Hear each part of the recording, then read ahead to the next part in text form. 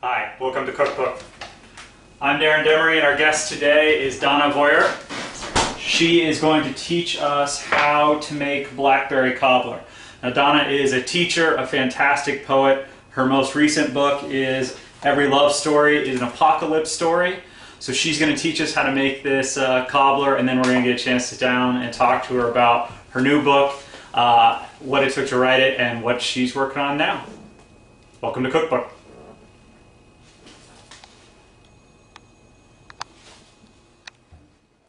We're here with Donna Vorreyer. Hello. She's going to teach us how to make her award-winning Blackberry Cobbler. Now, the award might have been a little while ago. A very long time. But this is the go-to. This is delicious. Who taught you how to make this? My mother taught me how to make them. I have no idea where she had the recipe, but they became a family favorite. And when I was in 5th grade, I won the elementary school bake-off. I assume that's the largest trophy? Yes, still kept it. No, I actually won a purple cow piggy bank. That was my prize. Is the piggy bank still with us? I do not still have the prize. That was 40-something years ago. So no, I do not still have the purple cow piggy bank. If I did, I would be rich, probably. That would be fantastic. You just kept everything. Some old stocks in there. Yes. You never know. So what do we need to make it? It's a simple recipe, which is the other reason we like to make it. It's stuff you probably already have in your house, mostly. Sure. Flour, rolled oats, baking soda, brown sugar, a little bit of margarine or butter. We use margarine usually, and some preserves. We used to use black raspberry, which we can't find very often anymore. No. So we have switched to blackberry, and they're just as delicious, and they're super easy to make. Sure. So, shall we make them? Sure. Okay. So I'm going to start with the margarine. Hopefully room temperature. Now you went ahead and you're preheating the oven. What should the oven be the at? oven to 400. Okay. And it's kind of like a cobbler in a bar. Okay. So you're kind of making a portable cobbler, if that makes sense. Yeah. I'm going to get a knife out here real quick. Okay. I don't bake very often, so when you see me doing this, it is because I have no innate knowledge of how much a stick of butter is. I have to look it up. Sure. So it actually is going to be a stick and a half of butter. I'm reading my recipe that is mangy and full of everything that's on the counter when we usually make these. Curse words from failures and so forth? No, it's just full of stuff, like when your hands are dirty. Okay. But I don't know why I haven't ever rewritten it down, but sure. That's the sheet that has all of Mom's go-to baking recipes on it, so we keep that sheet handy, so I'll have to make sure I bring it home. Okay. So the butter goes into the bowl along with the brown sugar. Okay. How much brown sugar? Brown sugar is a cup. All right. So it's a lot, but you know it's delicious. So what the heck? There's a cups I want to get out. Here we go. So we'll pack it in there, and look like we're using up your old container and opening a new one. Christening a new bag. That's right. So there's that. I might be able to get it out of here. So you said you don't bake a lot. Are you an event? You're an event baker? No, I am just not a baker. My mother is an excellent baker. My son is an amazing cook and likes to bake. And my husband's mother and grandmother were also very good bakers. And I just was like, every time I would try something, it was never as good as theirs. Okay. So I kind of just gave up and ate theirs. Sure. I enjoy eating it more than I do making it. So my son was like, you never make X, Y, or Z, but he had grandparents who do it sometimes. Also, if I bake, I have no willpower, so... it just gets eaten? Yeah, if we bake, like if we made a pan of these at home between my husband and I, they would be gone in a couple of days, and that's probably not good for our cholesterol or anything else. This is the labor-intensive part. Okay. Let me break this up a little bit. So what else does your mom make that is so fantastic? Everything she makes is great. She makes a really great pie. Her pie crust is probably better than any pie crust I've ever eaten. All right. Sometimes she will make extra when she makes pie. She just makes me crust. Okay. And then you can just sort of put with like a little bit of cinnamon and sugar. Okay. Just to eat, because I like that better than the filling anyway. When we were kids, my brother would eat all the filling out of both of our pieces, and I would eat all the crust. So we were a good team.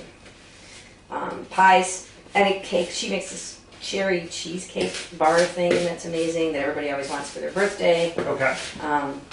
She's just a really good, and it's just not like she's, you know, making these things up or, you know, creating her own empire. She has the touch. Okay. And I know that baking is supposed to be an exact science, and if you follow the recipe, all supposed to go well. But to me, that has not been my experience. Sure. That's the other thing I probably don't like about it is you have to be exact. Sure. Not my forte. All right. So we're creaming the brown sugar and butter, so the longer you leave the butter out, the easier that becomes, obviously. Okay. We want to make sure that we have like big chunks of butter left, because we don't use any egg or any other kind of liquid in the crumble bar batter. So the butter itself has to be kind of evened out, which sometimes takes a while. Sure. I'm sure there's an easy way to do this with some fancy Cuisinart or something, but I don't own one, so. Right. The spoon will do. And once it's almost ready. Okay. So we start getting that. So it's a little bit doughy. There we go. So there's a special consistency you're going for here? Yeah, I need the lumps to be broken up and the brown sugar to kind of be melted, so it kind of looks like cookie dough at this point. Before we put the dry ingredients in, because then that's when it'll crumble. Okay, that's it. Okay. That's it. Flour, Okay. a cup and a third, or a cup and three quarters of flour, so almost 2 cups. Okay. There's So we'll a do- half cup, and I can get Let's a third and a here. I'm gonna count so I don't put too much of the in. That's 1. Okay.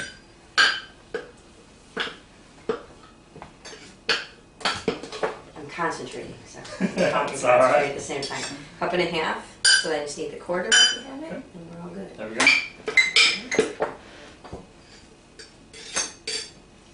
Okay, so flour first, and then we'll start to mix that up.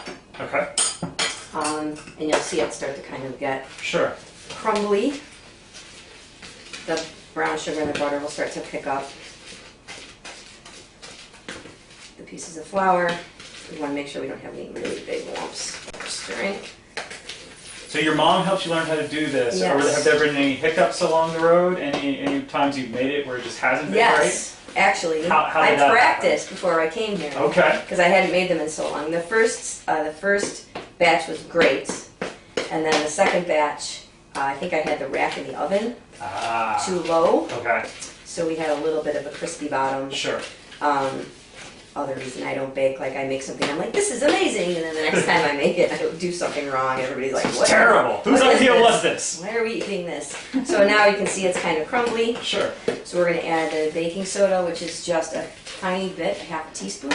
Okay. And that just helps the bottom, as the bottom part of the bar have some stability, some firmness. Otherwise it won't, it'll kind of stay gluey. Sure.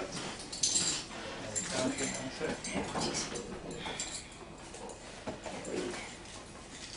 Quarter. Maybe this one? This one, I think. Yeah, there we go. I think that's it. That's half a teaspoon, right? Yes, you got it. Okay. We both have our glasses on. So we should be fine. Okay, and then the oats, which is a cup and a half. Cup and a half. Okay. So almost the same as the flour. Sure. You probably could be fancy and like sift all the dry ingredients together and whatnot. At some point, it probably said that in the original recipe. I don't think we've ever gotten fancy. But I don't do that, and it seems to work out just fine. Okay. All right. Okay. And then we usually just Mix that all together. mix that up. And then you can start to press a little bit just to get some of those lumps mixed into the oats. Otherwise the oats kind of sit on the top. So it's a good hand workout for my arthritis. Alright, and so it just kind of looks like a big crumbly mess right now.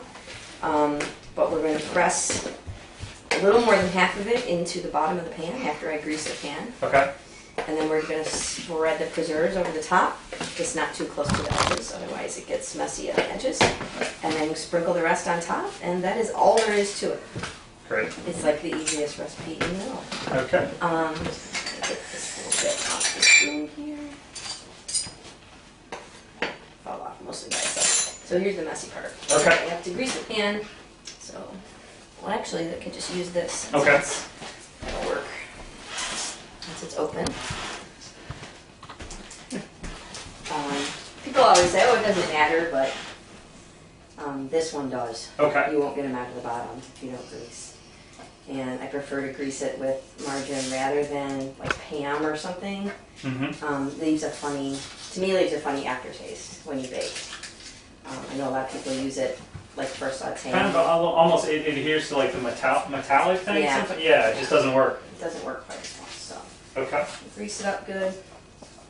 Okay, and then comes the fun, messy part where you get to play with your food. That's it. Okay, so we're gonna pour a little more than half into the pan. Okay. And then that becomes the base? This is the base. Just okay. kind of spread it out in the pan. It doesn't have to be really thick. If it gets really thick on the bottom, sometimes the bars, they're not as even, you know, between jam and, I know some people, a couple of my friends that make something similar have really thick bottoms, but then the jam doesn't seem to do its job as well as being the yummy part, because otherwise basically it's just oatmeal, which is good. Which is fine, but it's not, you know, a special treat. All right, put a little bit right there. It's a low spot. All right. Okay, easy. All right. Now we get the preserves. Okay. And basically just slop them in the whole jar, preferably. Slopping, this is more our style. Yes, That's slop them into the pan and kind of spread them around. So it's a 1 spoon, 1 bowl, 1 pan. Excellent. Also, if you like that kind of thing.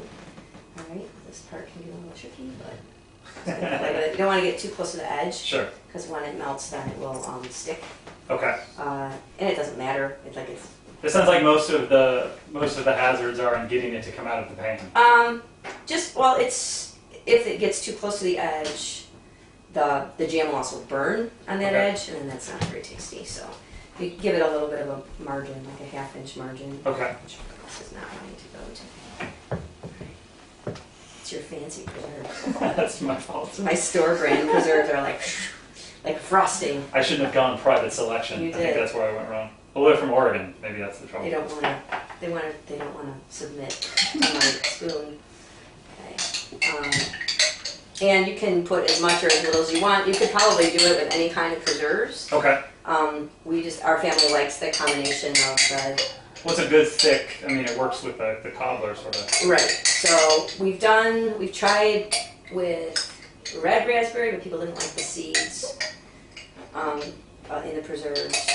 And I think we tried blueberry. Okay. But everybody was like, eh. I think they're just used to this flavor. So, all right, let's do my best to spread here because this one doesn't look like it wants to spread. I'm going to use my fingers, sorry. I might ask you can use your fingers, it's fine. Give me another spoon, maybe. Yes, ma'am. Maybe this one is sticky from the mix. Thank you. Let's see if that'll work better. A little bit. You don't want to spread, do you? See, I knew something would have to, right? Well, that's all right. Be a problem. Usually that much doesn't stick to the, I can see it coming up into the jam. Sure. And that usually does not happen. So it couldn't. Buy cheaper jam. It can't be me because, these are my award-winning bars. People have been talking about this for decades. Yes, literally decades. So I was only 3 years older than your daughter when I won my prize. Victory. So that was a very long time ago. The baking started then. But I'm going to scoop a little more out of here just to get the last bits and hopefully we get to the edges. Was it difficult to peak as a baker when you were? Yes, it was. I'd look at that purple cow and sigh. The golden days are gone. I have become a better cook over the years simply because my son really likes cooking. Sure. And I like to eat, so we love to, try new foods. And see, I pulled up the bottom there. I'll fix that real quick. Well, I imagine living in Chicago works well for that. Yeah, we have plenty of great restaurants, but see, this is interesting. I've never had this happen before, so hopefully we'll be able to patch. It's pulling up bottom. Maybe it's geography. Maybe this is not amenable to the Ohio. The altitude of Ohio is messing with the. That's right. I don't know. Let's see here. I'm a little concerned about this corner having no jam. Not over here, jam. Alright, this is going to be the orphan corner, I think. Because I think the more I spread, the more I'm pulling up the bottom. But you get the idea. Sure. See how I just pulled up the bottom? That's the most depressing baking term I've ever heard. The orphan corner? It's the orphan corner of the bars. Okay. They'll be good in oatmeal-y, but Sure. not good in jammy. Sure. It'll be the Eaten, but not really loved Not as much really as it loved, should have that's been. right. Sure. So I think that's the best we're going to do with Okay. that. All right. So we can just do a quick rinse here. All right. This is starting to look delicious. Tastes better. Okay. And then basically all you do is take the leftover stuff and cover the jam. Mm-hmm. Bigger jar of jam also might work better. I don't know. Okay. I'm trying to think of. Maybe just more jam. Yeah. Yeah. This also could be a slightly larger pan than I have. I think I use a glass one at home, which might be a little bit smaller. Everything's wrong. It's Could my be fault. No, it It's just my could fault. be. This is what happens when I bake. Now you see why I don't bake. It never I goes. should have come to Chicago. It never goes smoothly. We should be in your kitchen. All right. So hopefully they Okay. will not taste awful. Okay. And They when we will- put it in, how long does it bake? I usually start with 20 minutes. Okay. And we check the top. If it's brown, then we'll take it out. Okay. Just gonna throw that little bit of extra jam in there, you know, just for effect. Cleaning at the same We time. don't It's want fantastic. we don't want it to burn. Sure. If it burns, they're almost inedible because between the burnt sugar Okay. and the crust, Okay. it can be bad. Well, we're going to put this in and give this a chance to bake. And while it's baking, Donna and I are going to get a chance to sit down and talk about poetry, talk about teaching, and talk about what she's working on now. Sounds great. While the cobbler's baking, we get a chance to talk about poetry, which is fun. So I have a copy of the newest full-length here that's out from Sundress. When did you write these poems? Like, when did this get put together? I would say these poems were written mostly over the past. Well, the book was published in January. Right. So I would say the 3 years between when the first book came out, which took about 17 years to write, but 3 years between the two, Sure. where most of these poems came from, and it started in a very different vein. It was a project initially that was taking language from the journals of Lewis and Clark Okay. and trying to use them to talk about relationships as Sure. kind of a journey. Which in itself was a bit of an apocalypse for both of them. Yes. But then as those poems evolved, I also was spending a lot of time thinking about, I work with middle schoolers, and spending a lot of time thinking about the problems that kids and adults Sure. these days have with scales of problems. Right. You know, everything's either awesome or it's When a middle school a relationship tragedy. breaks up, Yeah. the world is over. Or when they lose their pencil. Sure. Like, it doesn't even have to be Right. a real problem. Great or apocalypse. Sure. And that kind of overreaction, I guess, in a way, to many things, or Okay. not having the ability to solve problems or to see problems in a bigger picture. Okay. So as I started to work with that idea, a lot of the Lewis and Clark poems I was writing didn't quite fit that idea. Sure. And I decided that there needed to be a single narrator that Okay. kind of tied these poems together so that it became more of a love story Right. that goes wrong. Okay. And so there are poems in the book that were written for lots of different things that then started to live and talk to each other, and then kind of wrote into some of the holes. And so it was the first, I mean, I've only done 2 books, but it was my only first project that I actually thought consciously about the poems that I had and what I needed to add for it to work together as a collection, which is different from the first book. Was more organic because it was more of a Normally the best of everything you've got sort of becomes the first book. Right. Well, the first book actually was more autobiographical about my experiences with infertility and adopting my son. So it had a natural time arc. But those poems were written, over the course of 17 years or so. Right. And the book was out at contests in many places for a very long time. Sure. Before. So those poems felt very far away from me. Very important, but very far away from me by the time the book got published. So it was kind of nice to be actually working on something with an eye to making it a book. well, it sounds like finding the one narrator sort of give you a spine for the rest of the story to sort of move forward. Yeah. Every time I'm putting together like a bigger thing, it always ends up having some sort of singular sequence working its way through the middle to allow all the other things going on some place to come back to. Otherwise, it can get either too big or too abstract and it doesn't find a home. And in this, it felt like you found a great home for this story to move forward. There's a weight even when you sidestep away from the main theme that keeps everything tied together really well, which is difficult. And one of the main problems that I have when I write, because I'll have this grand thing and I'll map out a whole plan, even when I'm doing, I think the longest sequence I did was 342 poems. But to find a thread to sort of keep a hold on, even when you're trying to do all the tricks in the different poems and trying to address different issues, it's incredibly difficult. And it's a lot of things. I'll read a lot of different singular volumes of poetry, and it'll get lost in itself or in the tricks of what it's trying to do.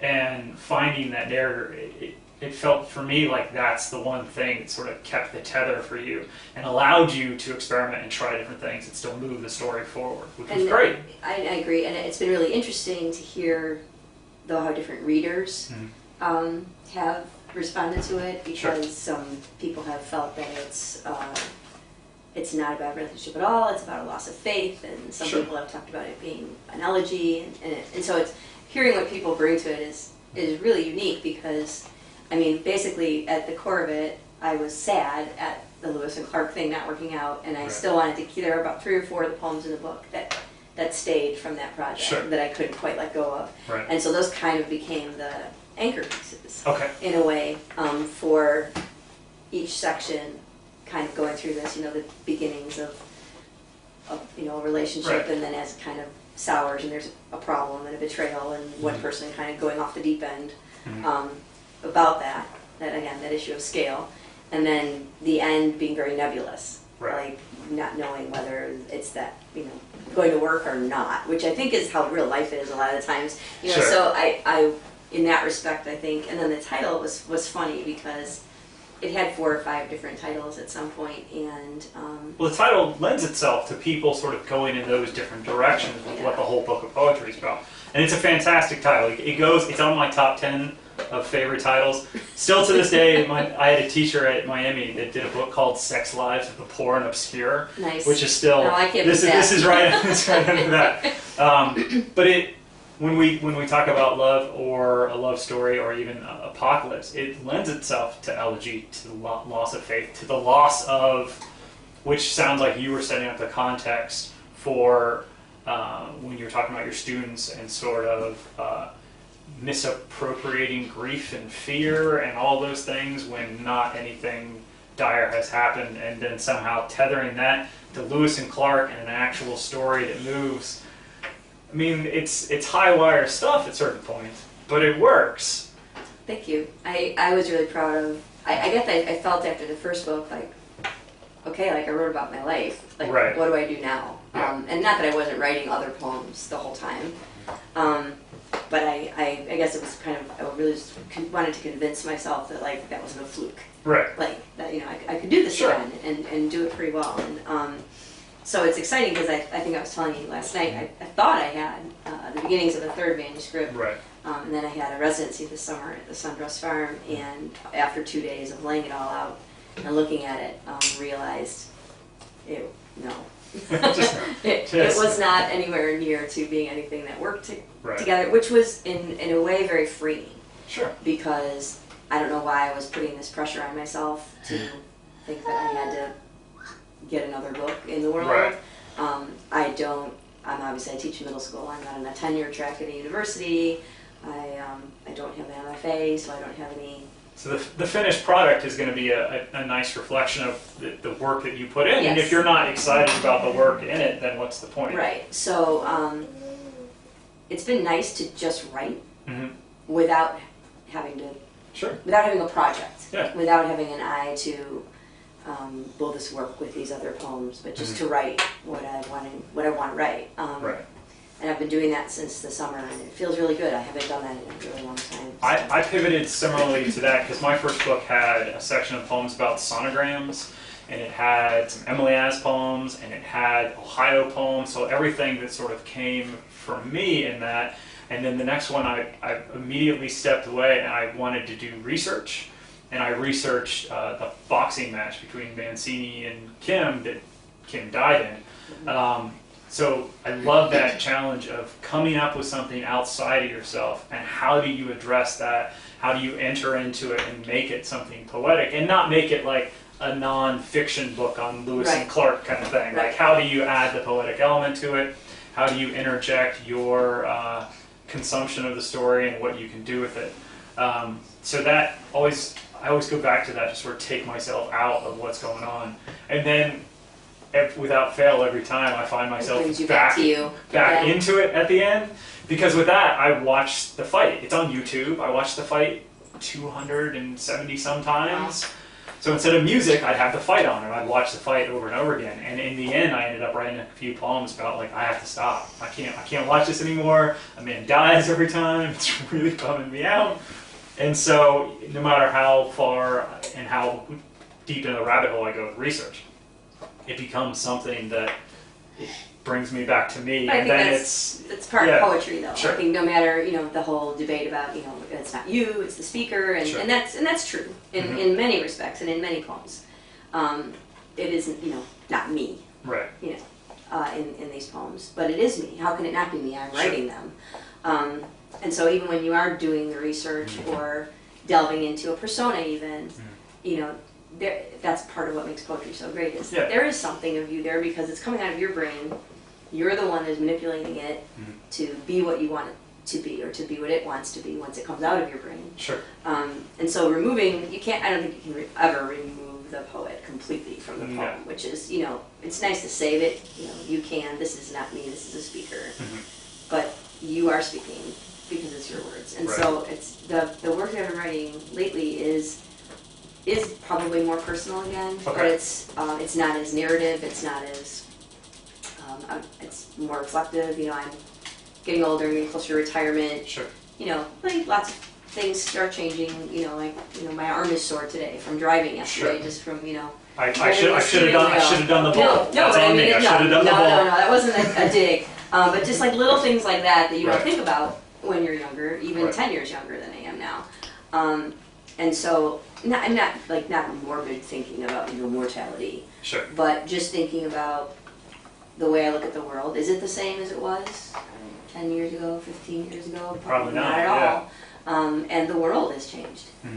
So there's a lot in the world that has changed the way I think about things, or the way the theme last night of the reading was study hall. Yeah. And I guess I think of it I've been kind of more studying my reactions to things, or do I observe things differently than I did? How is that different? I know that I approach my job differently than I used to. I feel differently about my job than I used to because of the way education has changed. So I think just addressing the idea of changes and kind of turning the camera inward a little bit more is what I've been working with. And then I like a lot of these poems, but then I wonder, who really cares about, Yeah, but what does that? Yeah, which is fine. I guess I have that kind of imposter theory thing happening a lot when I write. I think because I don't have an academic, I don't have an official certificate saying, I am a poet. You haven't been stamped poet? Yes. That we all got tattoos that night. You weren't there? I was not there. No, that's it. I got left out of that party. But I think I do from time to time. It doesn't happen a lot. But especially if I'm going to try to put together something, that's when I'm like, why am I doing this? Like, who do I think I am? Well, see, my reaction to that is I overreact, because I went to grad school, but I don't have an MFA, a PhD. I'm teaching at a career school. I'm teaching essay writing and things like that. I don't get to have, more often than not, the big conversations about poetry that I enjoy having. So I do too much. I write too much. I get a little. I'll get on my heels and sort of overreact to different people's reactions on things, and end up maybe putting myself out there too much to sort of counteract the feeling of inferiority. And when I'm in those groups of people that are recognized as great poets, I'm always sort of got my chest up a little bit, and I'm like, well, you said my name wrong. I'm going to remember that. But that's petty stuff, but I think it's difficult not to feel like that sometimes when you're not one of the people that's won one of the awards, or that's one of the more recognizable names, which is sort of nonsense in the world of poetry. Yes, but yes, you know, yeah. You're not poetry famous. Right, right. Sometimes it feels you might feel lost in that sort of big sea of things, and it can be depressing. Yeah. And then something will happen. Like, I was absolutely stunned when Aaron said, "Oh, you need blurbs, for this book." Right. And I said, "Well, I have virtual relationships with these three people who I admire so much, and have met them all at one point." And I said, well, I'm going to send. And then they all wrote such lovely things. And then I, as each one came in, I mean, these are people who are names. These people are fantastic. They are poetry famous. Yeah. Eduardo Corral and Sandra Beasley and Tracy Brimhall, people whose books I read over and over and over again. I was saying to you and Hannah last night, I said sometimes I read Eduardo's new poems that come out, and Tracy's, and I feel like I'm like a monkey with a crayon, compared to what they're doing. And I think I have 2 or 3 Sandra Beasley collections over there. They're all amazing, and so that is such a treat to know that people that I respect. I don't think they would write something they didn't mean. Right. I really don't. They're busy people. I don't think they would have been kind had they not wanted to be. And that's enough fuel in the engine for me for the longest time to come. And the same thing happened with my first book by Patricia Smith. Yeah. I mean, I had met her several times. She's from Chicago, and we were not friends, but we know each other. Right. And then my mentor, Diana Getch, also a blurb that first book, which was really important to me. Right.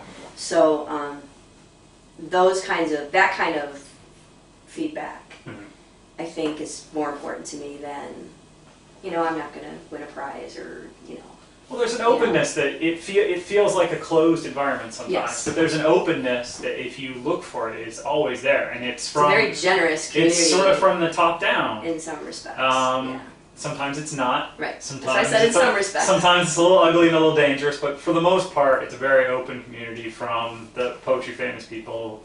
But I feel like the other nice thing is I am removed from that. Sure. Because I have no career goals, if you can have those with poetry, I guess, so to say. I don't.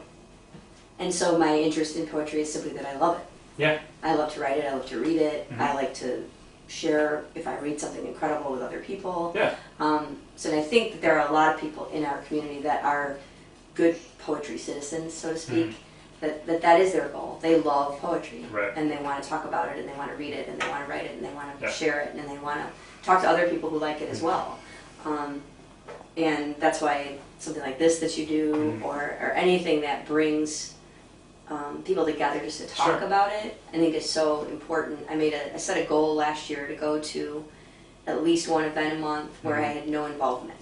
Nice. I wasn't running it, I wasn't reading at it, just to be a spectator. More poetry, more community. And it was wonderful, because I show up and people are like, "Oh, you're reading today?" I'm like, "No," and then sometimes people look at you like, "Why did you come?" I got that question last night. Because I like to hear other people read, and Amanda Page, who was the guest here last month, was like, "Darren, you reading tonight?" "No, Donna's reading, and Nicole's reading." And we have to support each other because the rest of the world doesn't. Let's face it. Poets need to. I'm watching the oven. Just want to keep an eye on the time. How are we doing? I think we probably should check. Okay. Yeah. Well, yeah. You were talking about the people that love it. I was one of the Ohioan authors last year and the year before. And the year before, there was Kazim Ali and David Baker. And there were only 4 poets, and the 4th one besides me was a guy named Larry Smith.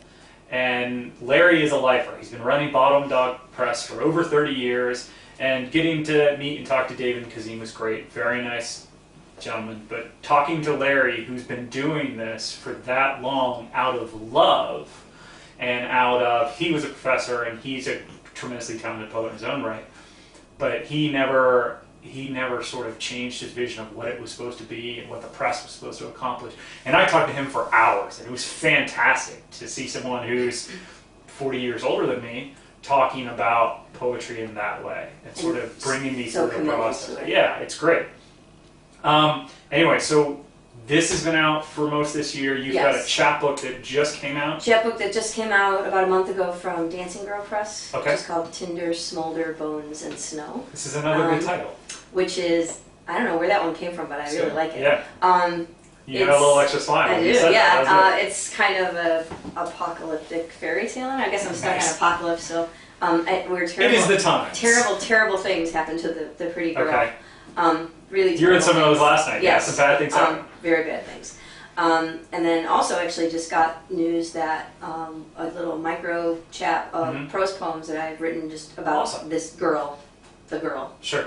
Pork Belly is gonna put that out next year, and they make such beautiful little art books. Great, I'm very excited about that. So I have these little projects along the way. Sure. I have a tendency sometimes to get on a streak where I'll write, 8 to 12 to 15 poems that are they don't go anywhere else, but they're connected, and that's probably why I have 8 chapbooks at this point. Because those aren't going anywhere else. But I like seeing them in the world together. But they fit so nicely together. Sure. And it's really nice that other people have wanted to see them in the world together as well, because then you have those little things kind of keep you moving toward a larger goal when you have like little posts along the way that are helpful. So. Well, it's always nice to hold something. So a physical object, yeah.